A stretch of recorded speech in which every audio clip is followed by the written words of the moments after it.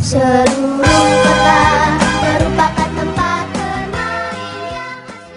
Salah satu kabupaten di Sumatera Barat ini dikenal sebagai penghasil kelapa sawit serta minyak nilam terbaik di dunia bersama dengan produk dari Kepulauan Mentawai. Selain itu, Pasaman juga memiliki sejumlah objek wisata yang menawan untuk dikunjungi serta menjadi andalan pariwisata di Sumbar. Sebelum masuk ke daftar yang baru bergabung, support terus channel ini supaya terus berkembang dengan cara klik subscribe, like, komen, dan share. Terima kasih. Di antara sekian banyak objek wisata yang ada tersebut, inilah 8 tempat wisata terbaik yang ada di Kabupaten Pasaman. 1. Wisata Rimbo Panti. Berlokasi di Kecamatan Panti, Taman Wisata Alam yang menempati area seluas 570 hektar ini memiliki koleksi berbagai spesies tanaman dan hewan, termasuk diantaranya tanaman dan hewan langka. Di dalam kawasan objek wisata ini, selain keanekaragaman flora dan fauna, pengunjung juga dapat menikmati sejuk dan segarnya udara hutan, sumber mata air panas yang suhunya bisa mencapai 100 derajat Celcius, kolam pemandian air panas serta gedung herbarium yang sayangnya masih belum dikelola secara profesional. 2. Bukit Tujuah. Bukit Tujuah yang juga akrab dengan sebutan Bukit Teletubis ini terletak di Kecamatan Rau Selatan. Seperti halnya gambar bukit pada film anak-anak Teletubis, Bukit Tujuah terdiri atas gundukan bukit yang dihiasi rindangnya pepohonan serta hamparan hutan yang hijau. Pemandangan yang ada di bukit ini membuat mata terasa sejuk. 3.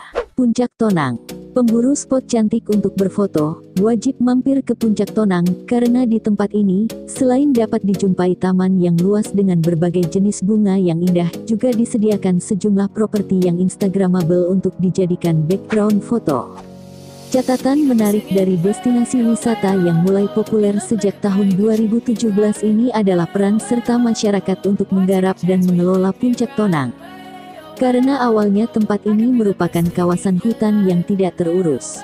Atas inisiatif masyarakat setempat pada tahun 2014, lahan yang tidak terurus tersebut mulai ditanami berbagai jenis bunga, sebelum akhirnya dikembangkan menjadi tempat wisata.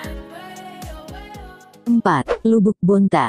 Pemandian alam berbentuk telaga ini sudah sejak ratusan tahun yang lalu dimanfaatkan sebagai tempat wisata. Hanya saja hingga kini tidak pernah dikelola dengan serius, sehingga keberadaannya tidak terawat dan kalah bersaing dengan pemandian buatan yang dibangun di sana-sini.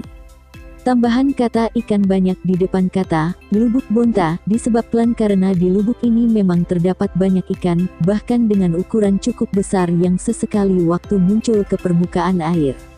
Meski demikian, jangan coba-coba untuk memancing atau menangkap ikan-ikan tersebut, karena adanya kepercayaan masyarakat setempat melarang untuk menangkap dan mengkonsumsi ikan yang ada di Lubuk Bonta. 5. Air Terjun Ciracai. Air terjun yang menjadi bagian dari Sungai Pindahan, Nagari Pindahan, Kecamatan Lubuak Sikapiang ini cukup mudah dijangkau karena jaraknya dari jalan lintas Bukit Tinggi, Medan hanya sekitar 2 km yang dapat ditempuh dengan menggunakan sepeda motor. Tapi jangan salah, lokasi air terjun yang mudah dijangkau tersebut hanya salah satu bagian dari air terjun Ciracai, karena jumlah keseluruhan dari air terjun Ciracai sebanyak 7 tingkat, dan untuk menuju ke tingkat yang lain harus melewati medan yang cukup ekstrim. 6. Monumen Ekuator.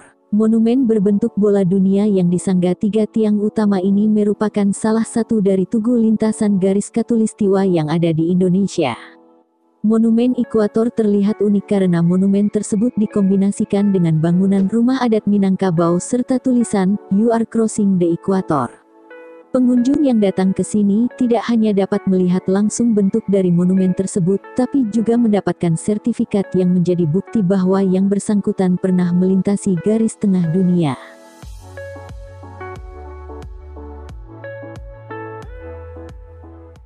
7. Museum Tuanku Imam Bonjol.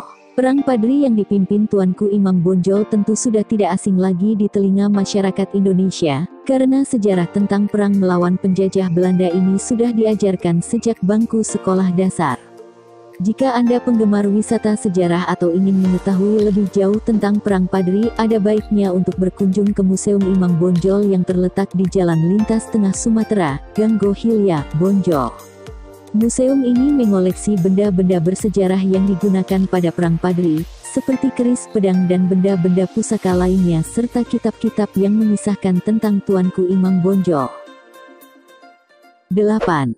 Candi Tanjung Medan. Candi peninggalan kebudayaan Hindu, Buddha yang dibangun pada abad 8-13 ini berlokasi di Kecamatan Panti. Candi ini sebenarnya terdiri atas 6 bangunan, namun karena 2 bangunan telah hancur, maka yang tersisa kini hanya 4 bangunan. Wisatawan yang berkunjung ke Candi Tanjung Medan, tidak hanya dapat mempelajari sejarah masa lampau, tapi juga menikmati keindahan alam karena candi tersebut terhampar di area yang luas yang dihiasi dengan taman-taman yang ditanami berbagai jenis bunga.